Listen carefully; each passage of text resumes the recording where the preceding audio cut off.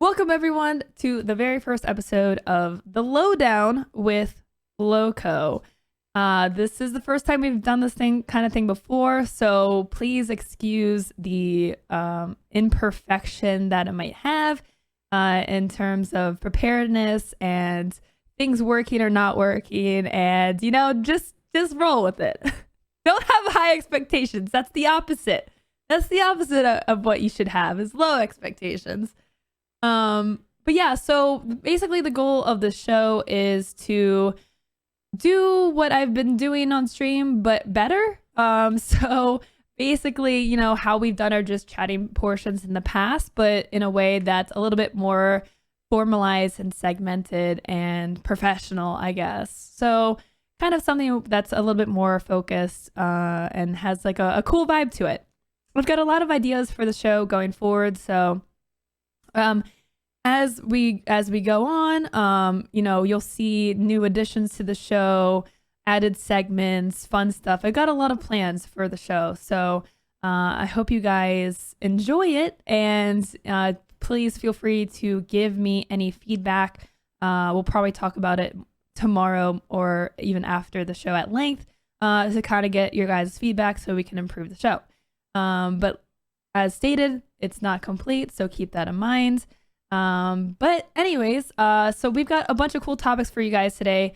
Obviously we will be starting with some Animal Crossing news, but we do have some other stuff in store for you guys, including talking about a cryptocurrency conspiracy theory with Cooking Mama, and we'll be talking a little bit about coronavirus, more gaming news, some Twitch news, and some miscellaneous things at the end of the show as well.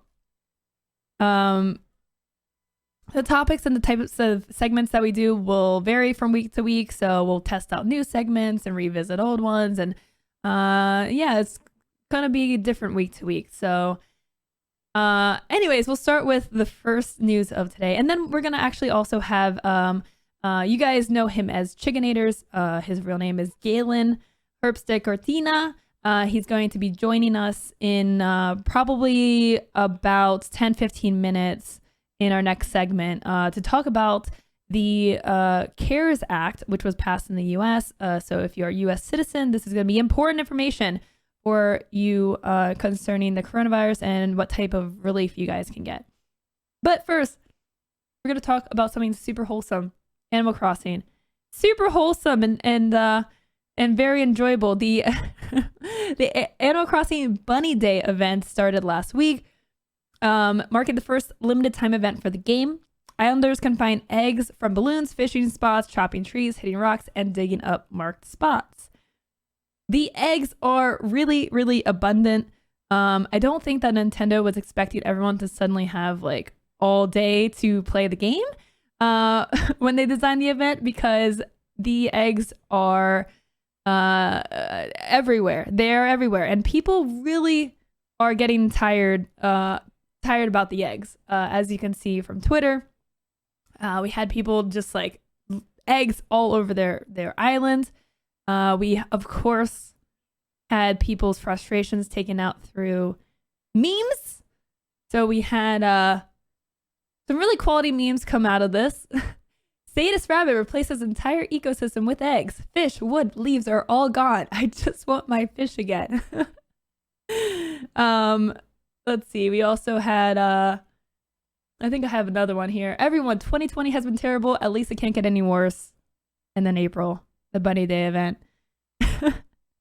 At least, honestly, it was not as bad as this furniture apparently this was a past event, so you guys should be grateful, honestly, because you could have literally had soft boiled egg furniture. Can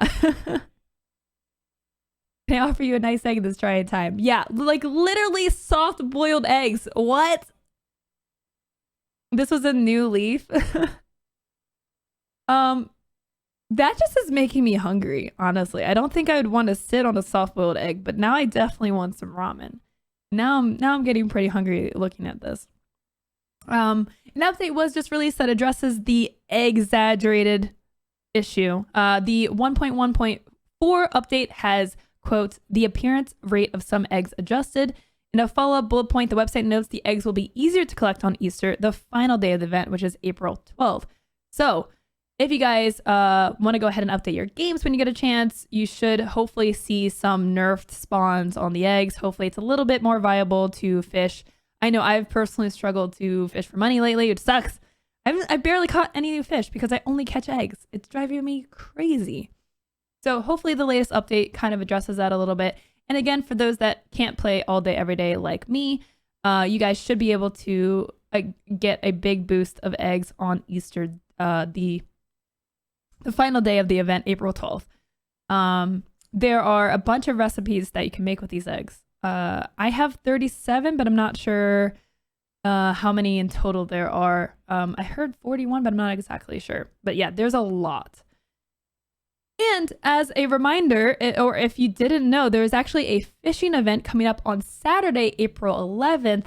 Check your bulletin board for more information.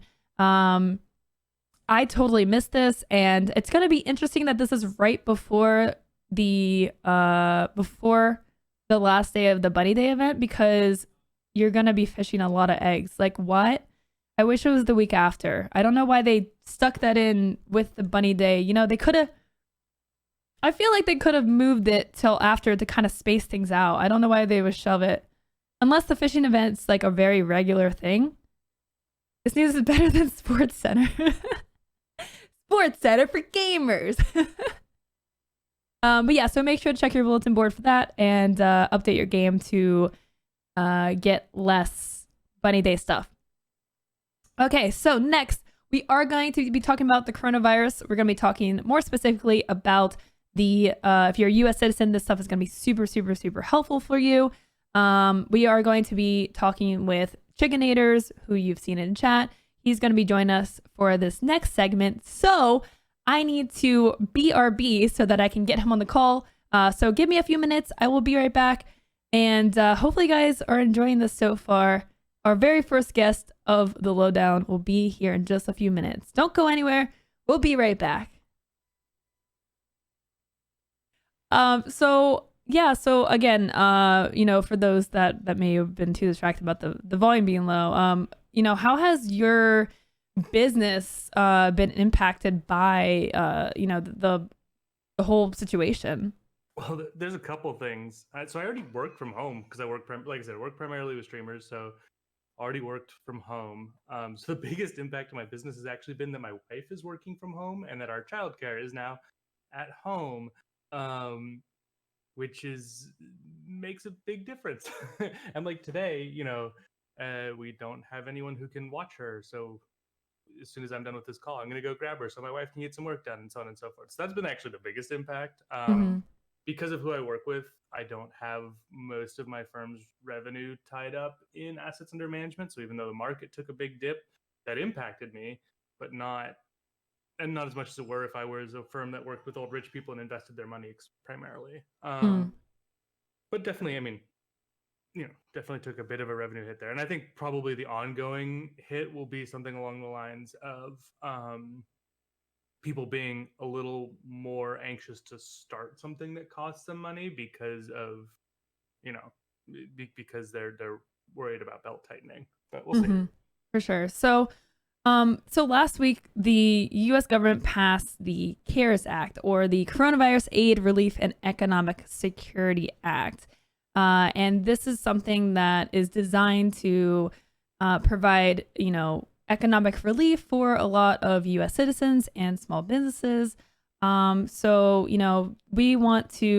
talking about coronavirus sporadically the past few weeks as things have developed, and we thought this would be a good opportunity to talk to the U.S. viewers that are here to get a better understanding of what the CARES Act is and what it actually means for people that are watching from home. So can you give us the best TLDR of I guess starting with who specifically does the CARES Act impact?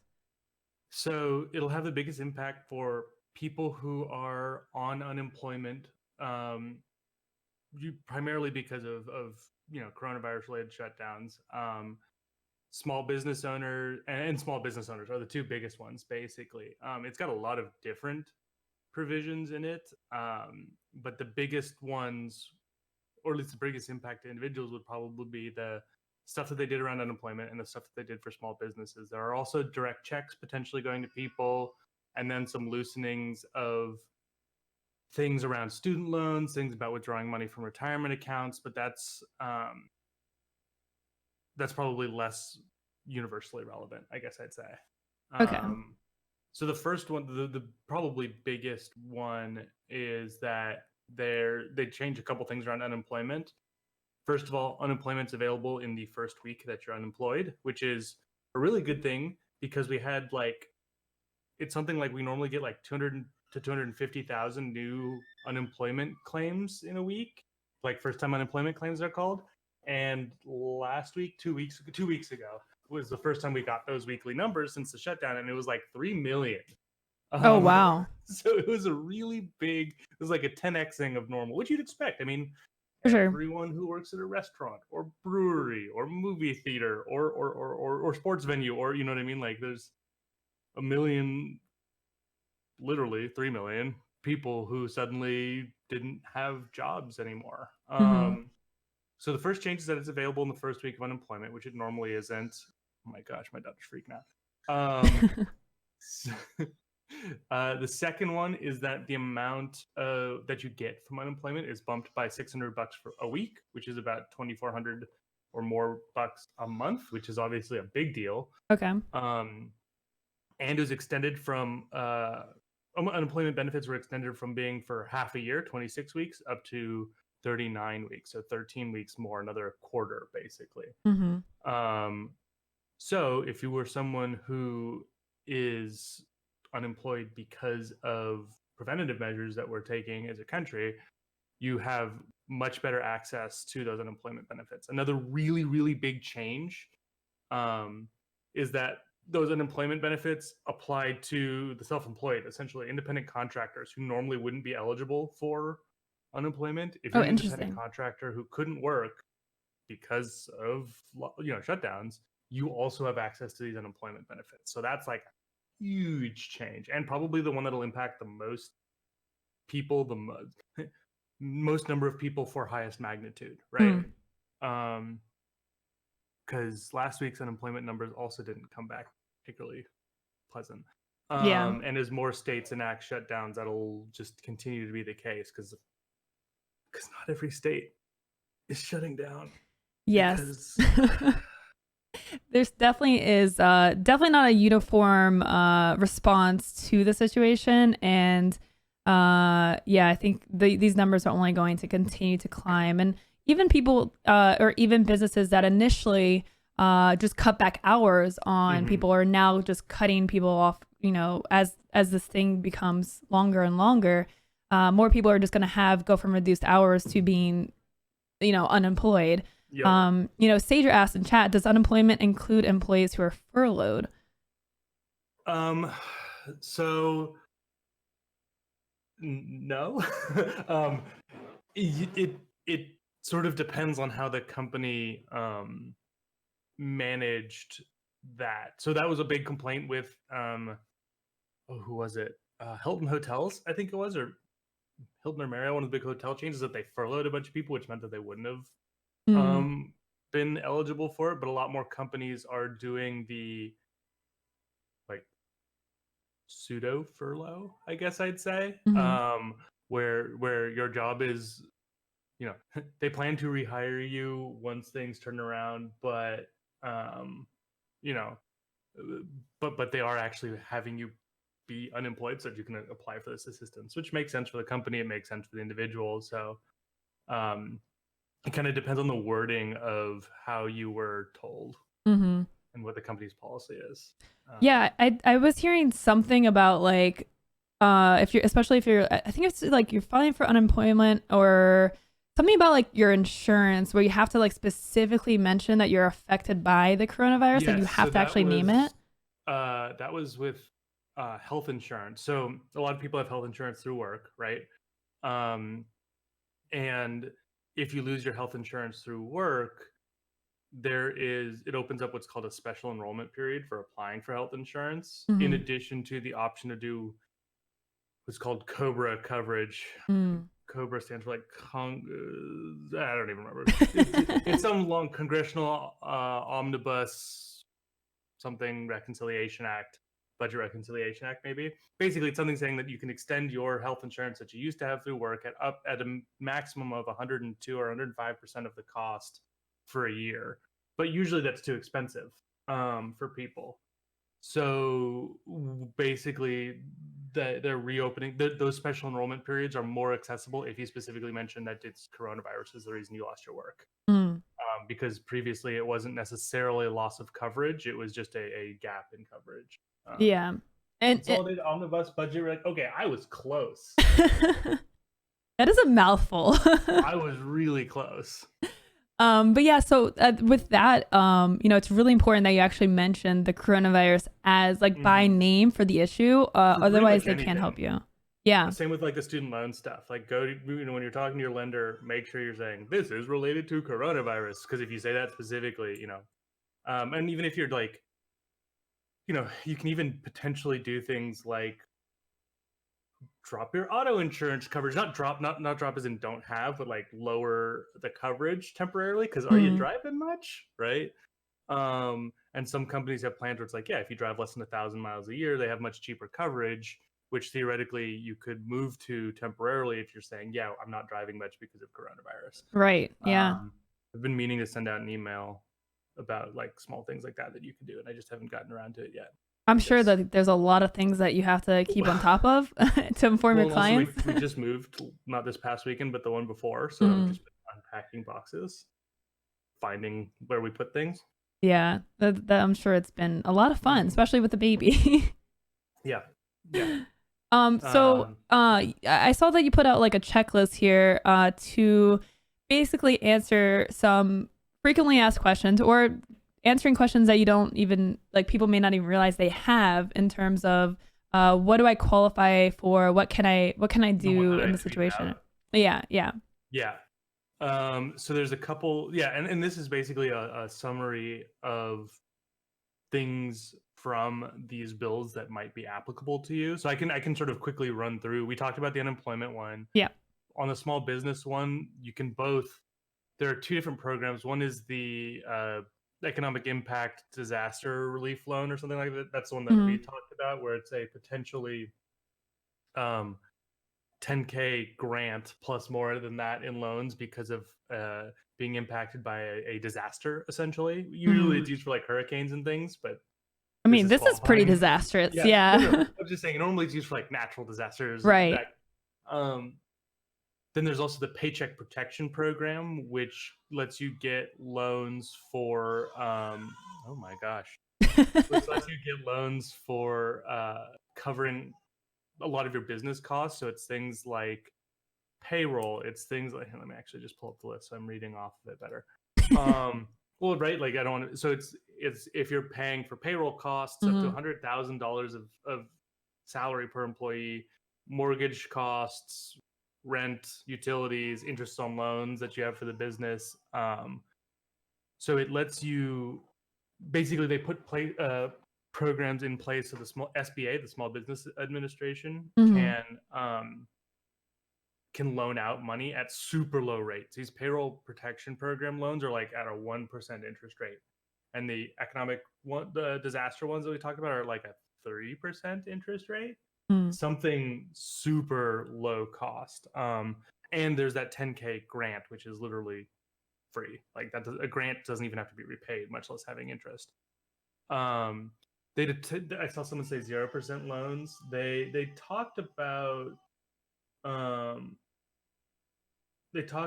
like potentially having it 0 or 0.5%, and basically I think got negotiated up to 8%. But those are being starting to be administered now, and there would potentially be some loan forgiveness on that paycheck protection program. So this is something, and it's for small businesses. So if you're under 500 employees, so this is something that's super relevant for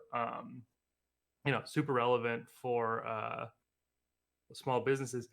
And for Streamers probably.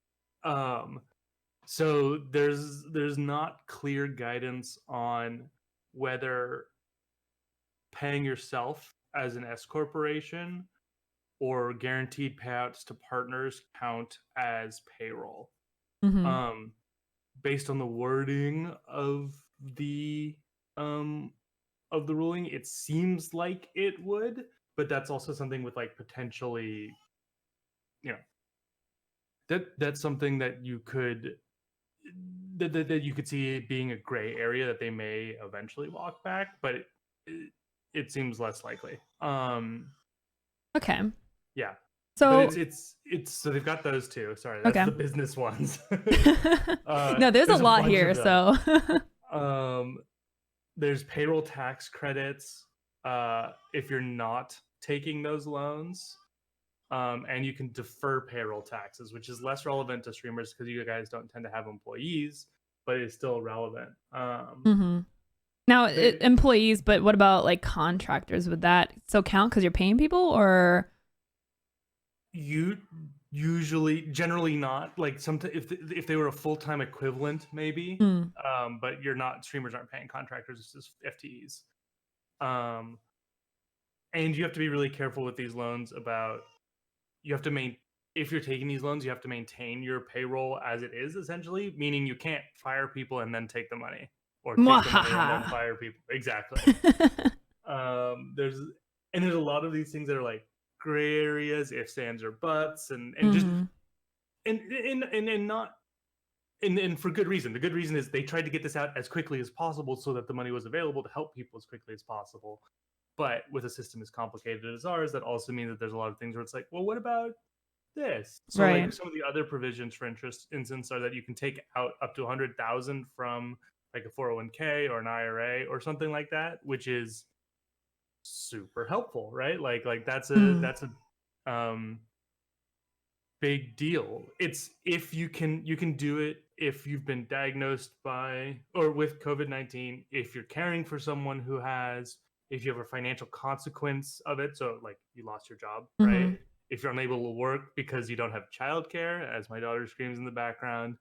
Um, so you can withdraw up to that $100,000 and there's no 10% penalty on it. There's no withholding, and you can repay the money over 3 years. The idea being if you took out $100,000 because you needed it now, but then were able to repay it, you wouldn't be taking a hit in your retirement account. Oh, that seems good. Yeah. No, and that's better, obviously, for older workers who aren't yet retired but have more money in their accounts hmm theoretically.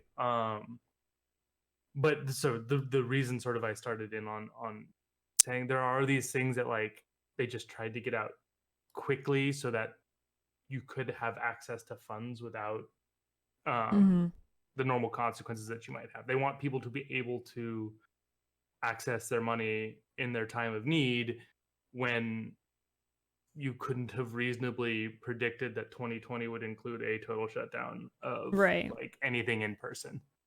Um, I got on the So, track for saying that, and I forget exactly why I wanted to make sure I talked about that before we went on to the next thing, but I'm about sorry. what? I was trying to figure out I jumped on. I wanted to make sure we hit that one because there was something specific for it, but now I'm blanking on it Mm. on why I wanted to do that so much. Oh well, we'll live.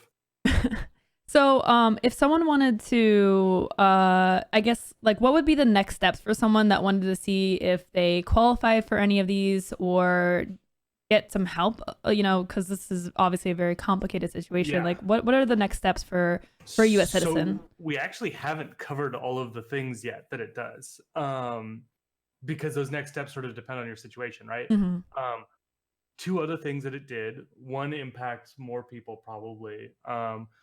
The first, well, both are pretty big. The first is all student loan payments for federal loans are deferred are deferred until the end of September. So there are no student loan payments on federal loans due between when the law passed and September 30th, 31st, whatever. I forget if that has hmm how many days are in that month. Um, and if you're on an income-based repayment program and going for loan forgiveness, those non-payments count as payments under those loan forgiveness programs because they're based on the number of payments that you make under the program. and no interest accrues during that time. The other big thing as a piece of that, the other thing that it does is for every American who is not claimed as a dependent on someone's tax return, meaning you file for yourself, you can get up to $1,200 a person and up to $500 per child just as a check. That's if you make less than 75K individual or 150K married with a phase out up to like 190K in income. Mm-hmm.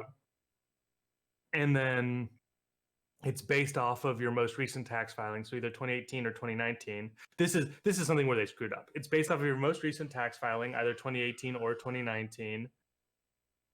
And if you would have qualified for it in 2020 but didn't, because say in 2019 you were someone who was a real estate agent and sold a bunch of homes and had a really good year, and now when you're entering prime home buying and selling season, no one wants to go outside and go in other people's houses, right? Right.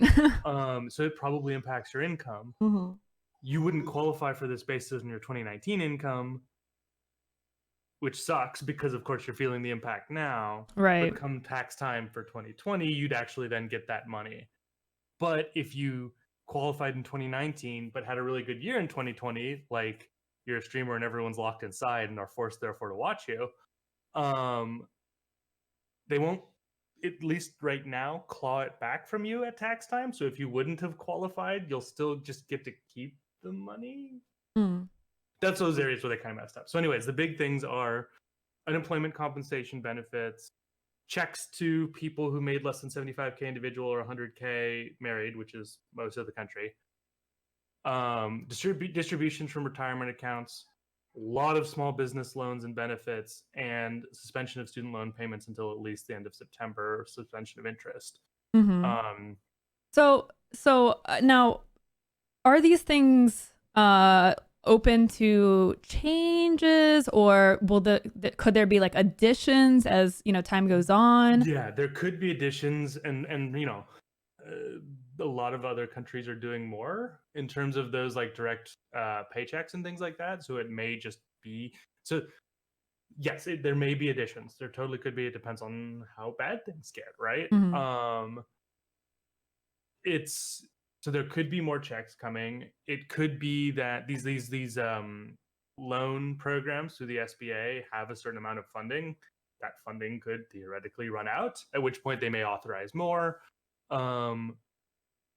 So yes, it's possible that there's more. At this point, since the CARES Act has passed, it's unlikely that they would go back and then they don't tend to retroactively change laws because people made plans based around those laws. Right.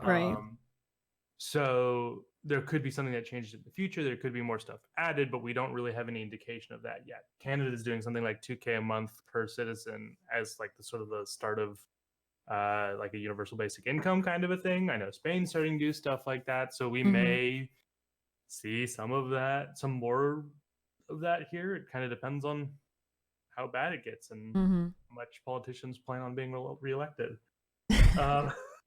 Hard to know though, right? Right. But in terms of your other question, been like, what are next steps for people? Again, that depends on what impacts you the most. If you are not working because of coronavirus impacts, apply for unemployment. State systems are completely friggin' overloaded right now, unfortunately, because they weren't made to process as many claims at a time, right? They didn't think that suddenly there would be 10 times as many claims in the span of a week. And I think from the most recent number, like 20 times as many claims as normal. So, if you're impacted, work on you don't have to wait out the week, basically. It's not like, oh, you have to wait a week. They also got rid of, either got rid of or have been talking about getting rid of, and I think it was actually got rid of the job search requirements for unemployment compensation, because obviously they don't want you like knocking on business doors if they're open, and most of them are closed a lot anyway, aren't. Yep. So it would just be kind of silly to force you to wander around looking for work Right. if no one's open, and they don't want you outside anyways. So if you're impacted by it like that, apply for unemployment. If you have student loans on auto payment, this is the hard part when it comes to student loans. If you're still secure in your job and presumed to be and are still fine to make your student loan payments, this is a chance to pay a lot of the principal towards your loans because there will be no interest accruing. And while there aren't payments required, if you continue to make payments, your regular payments with no interest accruing, you're paying down more of your principal more quickly. Mm-hmm. If you're not in the position to continue paying your loans because you're impacted by coronavirus, you get the chance to pause for, it was basically 6 months at the time this was passed, on making those payments without interest accruing, which is really good. Especially good if you're on a program like public service loan forgiveness, because you're getting 6 months, count 6 payments out of your 120 covered at no cost to you. If you're a business owner who has employees or payroll at all, you should be looking at these loan programs and forgiveness programs to see which apply to you, exactly how much it is that you might qualify for. And if you earned under 75K in 2018 or 2019, depending on which is your most recent filing, or are married and was under 150, you should talk with your financial institution, your bank, about getting the check, because they've started to process that as of like last Friday, I think. And it's mostly through your banking institutions. So you should talk with them about like what their process is, their paperwork is to get those issued. They've been talking about using, like, if you got issued a refund or had to make a payment, using that last known bank account in terms of your tax return, but we'll see there. And sort of lastly, if you have money in retirement accounts, if you don't need to touch that money, don't. But if you do need to, then you have much more access to it and the ability to repay it if things subsequently turn around. Mm-hmm. There's a lot. Yeah. But basically, the next step is figuring out, of these varied programs, which one is most applicable to you, and then pursuing it. So, like, for instance, if you're making student loan payments and we're on auto pay and want to not make payments for the next 6 months, you need to go cancel your auto pay. They aren't canceling auto pays, but they're not making you make payments. And I worked with a bunch of people on their student loans. So I sent out an email to people with student loans about this. And one of them called their student loan servicer and actually got told, no, this isn't a thing yet. And so I sent her, no, here's the CARES Act with the section that says this is true. Like, go back and be like, because a lot of the problem with all of this is there's a lot of people applying, and most of these systems aren't set up for this volume, right? So taking the time to figure out which of these is most relevant for you and Mm-hmm. pursuing the actions to it is probably your best bet. The reason there being, things are overloaded, so focusing on the things that you can actually do is probably the right call. Okay. Yeah. So if you're a business owner, it's probably pursuing the business ones. If you're not a business owner, it's probably pursuing the student loan ones if you have it, pursuing the unemployment ones if that's relevant to you, and then finally looking at that $1,200 check. So I have a link that Galen provided me, so I'll throw that in chat for those that are interested in getting like the actual fine details and figuring out what situation applies to you. There is the link in chat for anyone that's watching right now. So we'll be monitoring this obviously if things change. But is there anything else that you wanted to add about this situation for anyone that's watching? I would say, I think we've covered this sort of, at least what we have right now available to us in terms of there's some other really random small ones that are not big impacts, like $300 of charitable deductions is now an above the line deduction, meaning that you can take the standard deduction and also get up to $300 of charity written off in your taxes. But the big thing that I'd say is to reiterate, figure out which of these apply the most to you, pursue that one, and then just sort of move down the list of which apply to you, because expect systems to be overloaded. In the short term, while we're figuring out how long this is going to last, how bad it's going to be, all of those kinds of things, I would focus on keeping cash on hand and making it through, right? the stronger position you can be in financially when this eventually passes, which good news, it will, right? The better you will be positioned to then take advantage of opportunities once everything's reopened.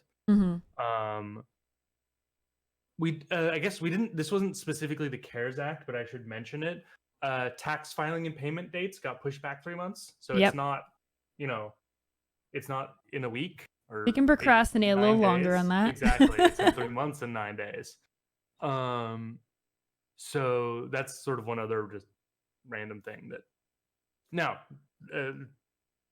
if your 2018 income was too high for these checks, but your 2019 income puts you in line for those rebate checks, you should still file.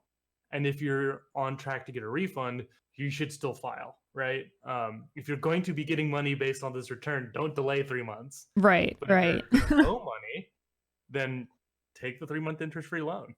Use it for other things. Awesome. Yeah, but awesome. That's what I'd say on this. All right. Well, hopefully that was a decent breakdown of the CARES Act and related coronavirus information for people that are watching that live in the United States. If you guys, Pixel Pete just pointed out something great. Yeah, don't look at your retirement accounts if you don't need to touch them. Everything investments is looking real bad. Yeah, and will be for a while. And the less you.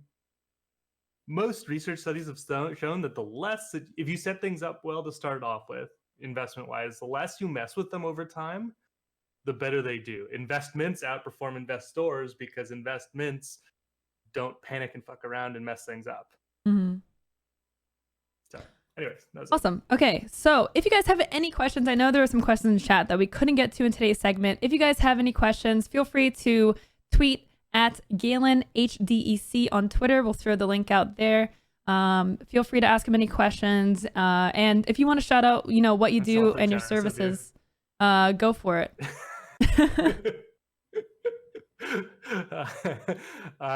I'm a financial planner. I run the firm Buff Your Finances. I help primarily streamers and people in broadcasting figure out what the heck to do with their money, make more good decisions and fewer dumb decisions.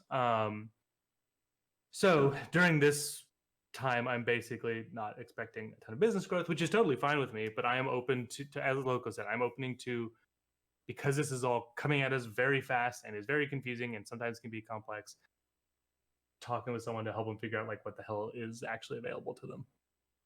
Awesome. So go check out Galen on Twitter. You can find his website, buffyourfinances.com, if you guys would like to talk to him a little bit further about this situation or any financial related decisions that you need to make in your life. Go check out his stuff. He's awesome. And big thanks for Galen for joining us as our very first guest on the Lowdown. It was great having you. We will be back in just a few minutes, guys. So stay tuned. Don't go anywhere. We've got a lot more to cover on today's show, including a cryptocurrency conspiracy theory involving Cookie Mama. Oh, God, I saw those yesterday. That'll be right after this. Be right back in just a minute. Continuing our news, we are going to be talking about, we have some news about, if you guys missed last week, The Last of Us Part 2 has been delayed indefinitely. Naughty Dog released a statement last week stating that The Last of Us Part 2 will be delayed with no timetable on when it will actually release. Company cited logistics beyond our control and wanting to, quote, make sure everyone gets to play The Last of Us Part 2 around the same time, unquote, which meant delaying the game until such a time where we can resolve these logistic issues. If you guys want more information about this, we did a YouTube video about it. You can check it out. Mods, if you want to link it up. We talked a little bit more about this, so feel free to check out the YouTube video for more information. But yes, for those that are fans of The Last of Us, you're going to have to wait a little bit longer, unfortunately. And now for some really interesting news.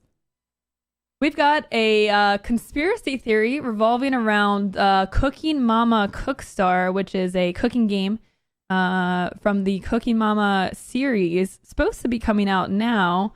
A very interesting rumor started around the disappearance of Cookie Mama Cookstar, and that apparently it may be a secret crypto miner. The whole rumor started from a Discord post, which, let's be honest, that should already be a red flag for anyone who wants to take this whole thing seriously. Let's be honest. How many rumors have started from Discord posts? But anyways, a tweet went around, or a picture went around that said, "This is urgent. Apparently, if you own Cookie Mama Cookstar, uninstall that immediately. It's using your system to mine cryptocurrency and potentially handing your personal info as well." So this started because, I mean, I don't know why it started, but then the image went on to say that the company that published it is owned by the surviving Koch brother. The actual owners of Cookie Mama don't know anything about it. The press release describes it as having a blockchain-based DRM. The headquarters of the publisher is a house in Connecticut. If you got your hands on it, it won't launch unless you're online. Switch network traffic skyrockets, battery life craters, and the whole thing overheats in about half an hour. The claim was that the game had to be played online and would really heat up your system, especially when idle. What's strange yet is the fact that Cookie Mama is supposed to be released right now, but where is it? According to gamesindustry.biz, quote, "At the heart is the fact that Cookie Mama Cookstar is, according to its own website, supposed to be available now, but it does not appear listed on Nintendo's online store. Amazon is only selling copies through 2 third-party sellers, and Walmart is listing it as out of stock. There are also reports that the game appeared briefly on the US eShop before being delisted and does not appear anywhere on the European eShop.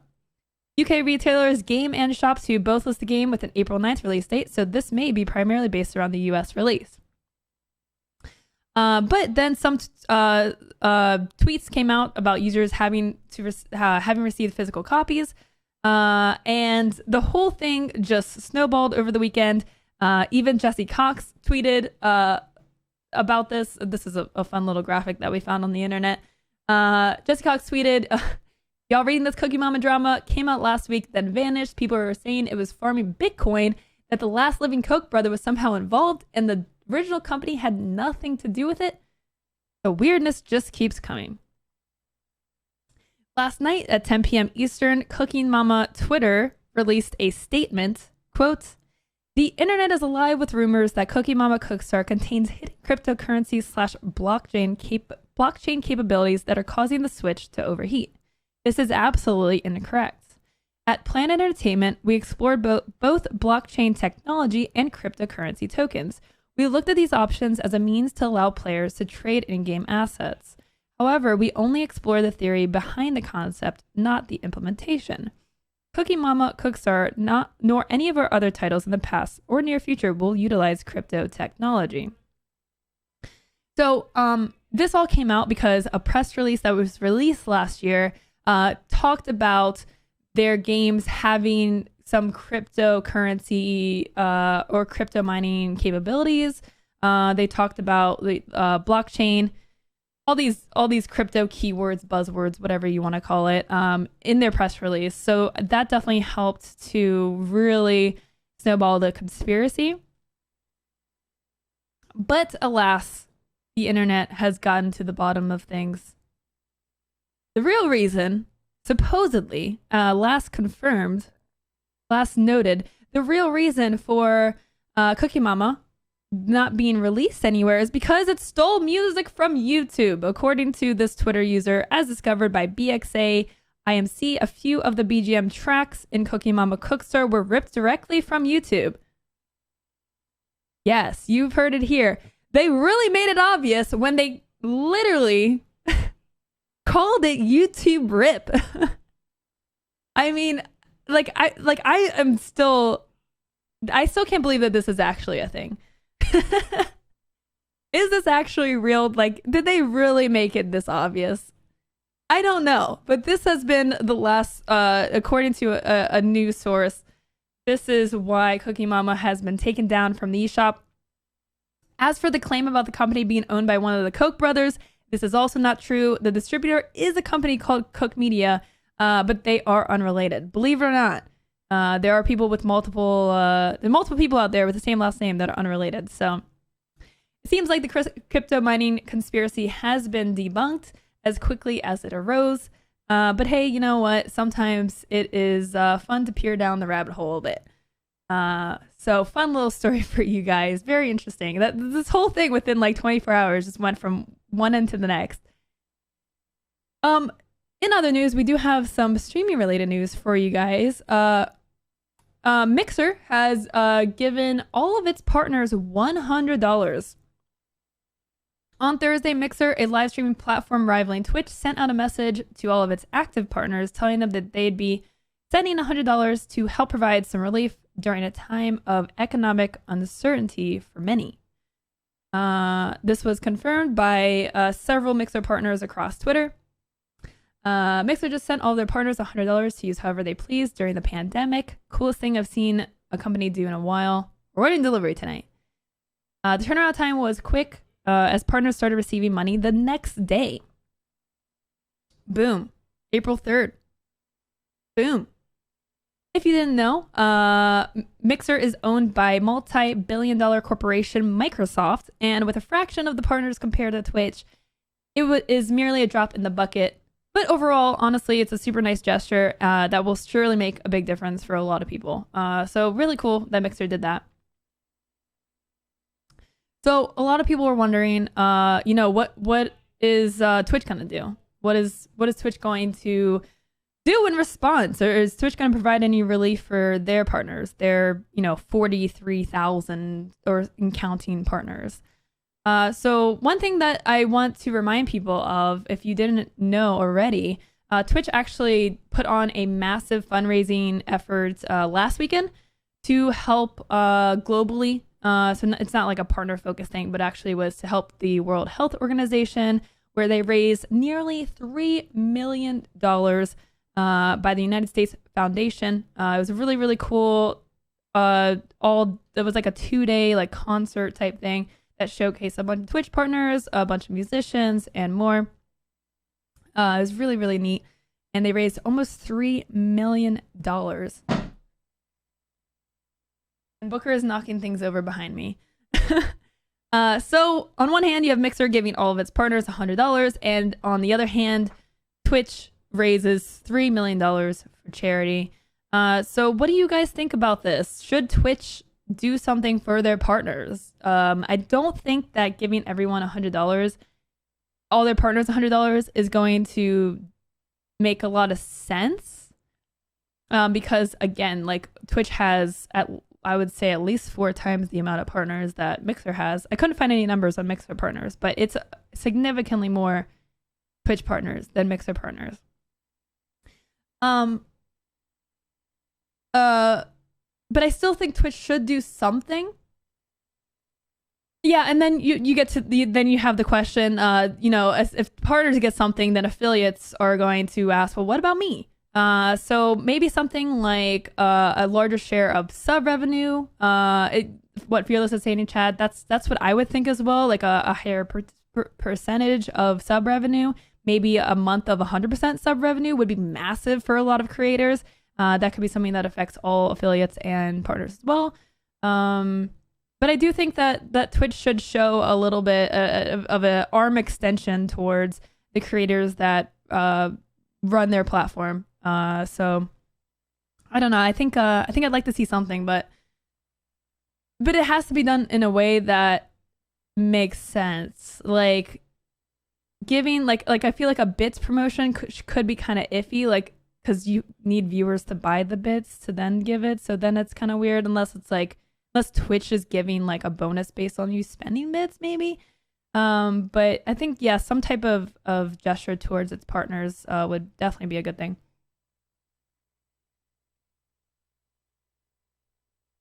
And I will remind you guys that Twitch is owned by Amazon and Mixer is owned by Microsoft. Okay, so I've got a few more things for you guys for the day, and then we're going to wrap up.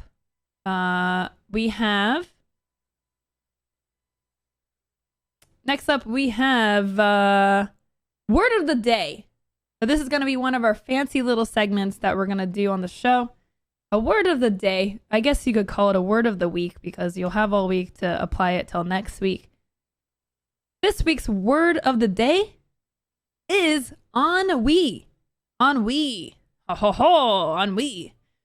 Ennui is a noun. The feeling of being bored by something tedious.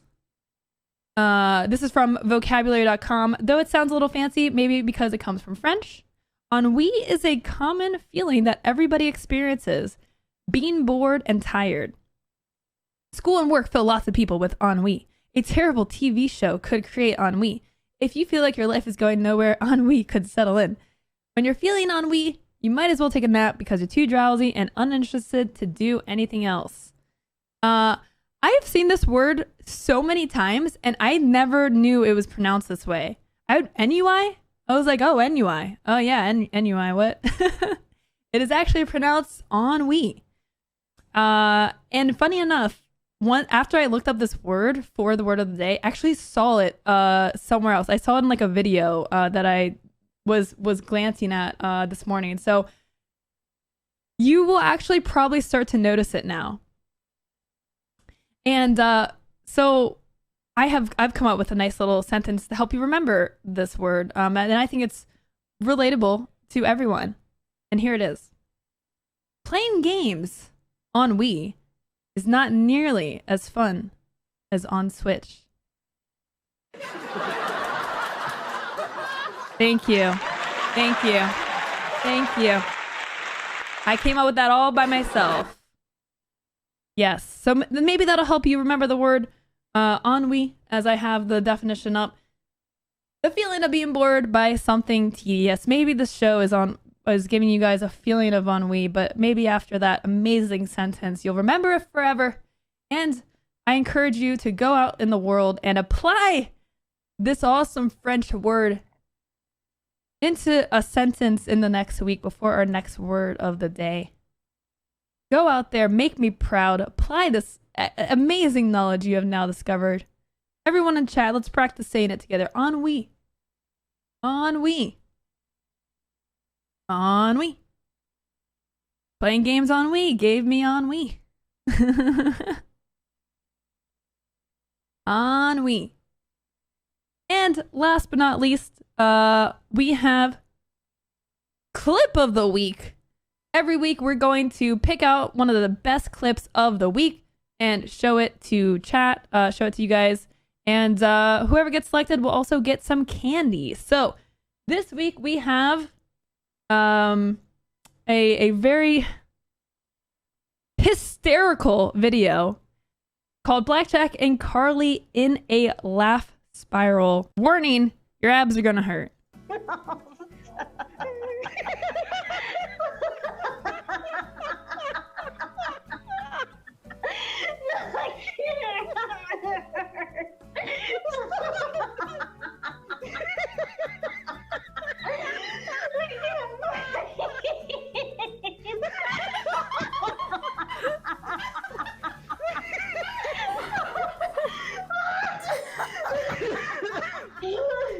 You guys need to stop.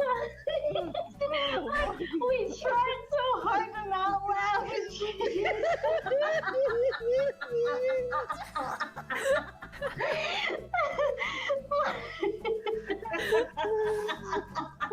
I'm already crying. You think?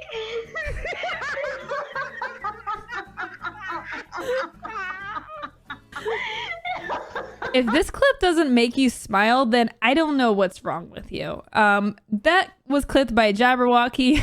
Blackjack and Carly just laughed for like 5 minutes straight. I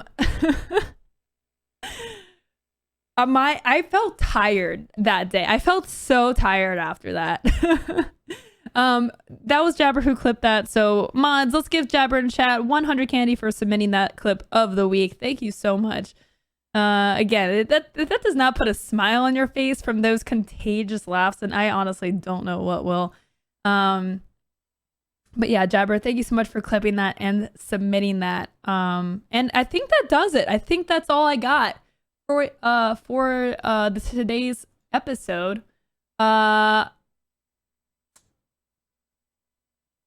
is this? What is this? Hero, did you make this? I never said that. What is this? What did you make, Hero? I'm not saying these words, Hero. I never said these words. I see what you've done. I see what you're trying to do. How did that get on there? I have no idea. Wow. Wow. Show sabotage. It looks real. It looks very real.